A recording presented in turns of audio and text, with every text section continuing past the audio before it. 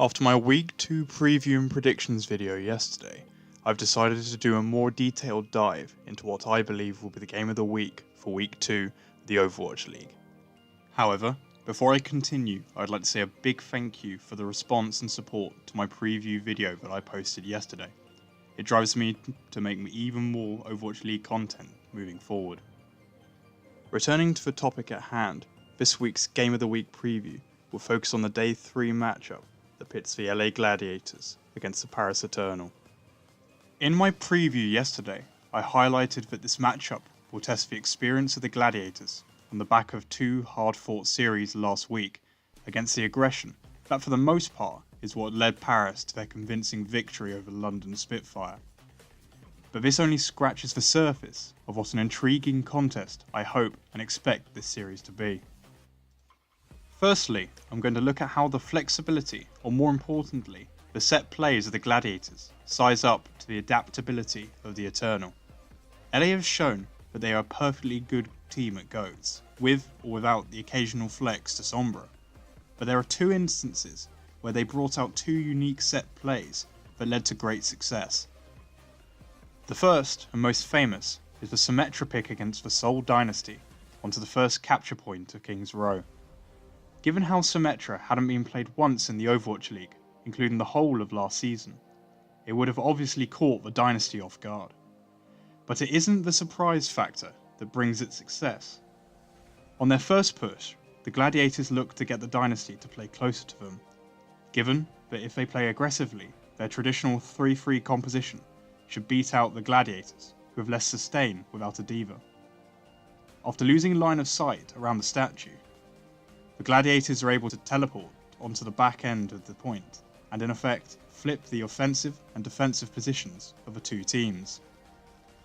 In the teamfights themselves, due to the number of shields, Shawfall can replenish his ammo, whilst keeping his beam a high charge. Unfortunately, this first push is then defeated, following some aggression from the Dynasty, but the ultimates are now online for the Gladiators.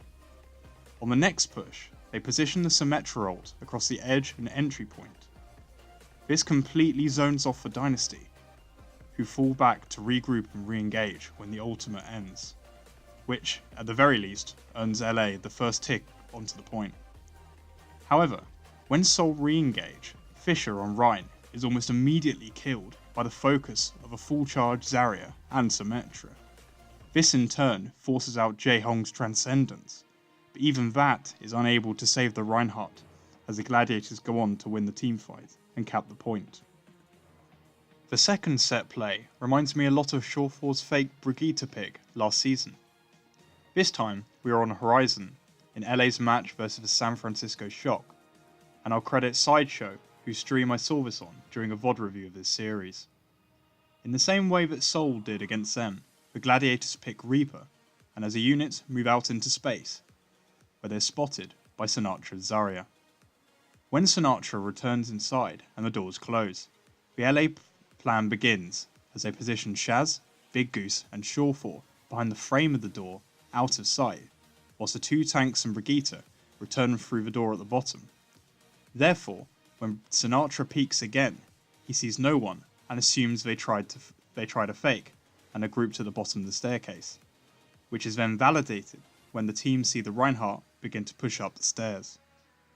When the LA tank sees this, they know the Shock have taken the bait, so they employ a clever divide and conquer strategy. With the San Francisco Shock fixated onto the LA tanks, Lucio speed boosts the Zen and Reaper behind them, with the hope that they are able to get into discorded, close-range engagements before Shock have a chance to react. Credit to the Shock for reacting just in time, but the team gets split up from one another, so although they don't lose anyone immediately, it eventually leads to Moth being taken out. Shortly afterwards, Super Falls mean the Shock retreat to give the first point to LA. These set plays show the creativity that the LA Gladiators possess, and it would not surprise me to see more in the future, given that every hero in the game has already been played this season. However, speaking of adaptability, I will now talk a little more about the Paris Eternal, and their first game against the London Spitfire. adaptability behind the in-game leadership and experience of Soon, and aggression, often led by UK World Cup star support Cruz, are the two words that best describe this team. Paris is a team that feels very comfortable in the 3-3 meta, and made the Spitfire extremely uncomfortable with their aggression led by Cruz, Soon and Bembest. The Eternal took teamfights when they were comfortable to, or when they believed they could catch the Spitfire off guard. Their long take of the second point on Volskaya I think highlights this the best, with an aggressive push trading kills, before Soon realised that by investing his Graviton in a 3 versus 3 fight, they would be able to take the point, which they proceeded to do.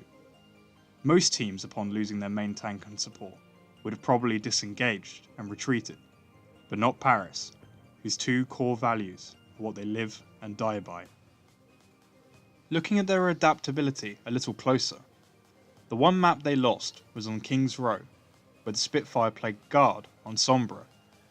Initially, this change in team composition stalled the Eternal, who had the pace of the game taken away from them, eventually leading to a rather quick defeat.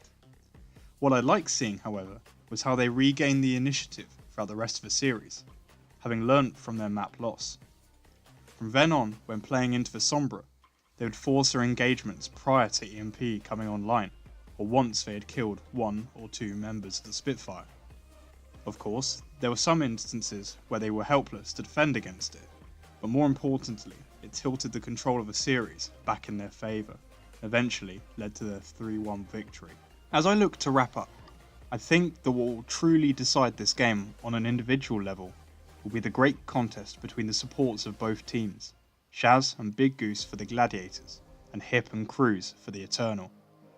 All these supports have made significant plays and have had major roles in their team's success from week 1. To conclude, I think this game will go the distance between these two sides, and my gut instinct is to go with the Gladiators, whose experience of winning a Game 5 against the Shock last week, I think will just give them an edge, 3-2, in what I hope is the series of the week. Thank you for watching. Comment down below whether you'd like to see more of these detailed previews in the future, and be sure to like and subscribe for more Overwatch League content as the season continues.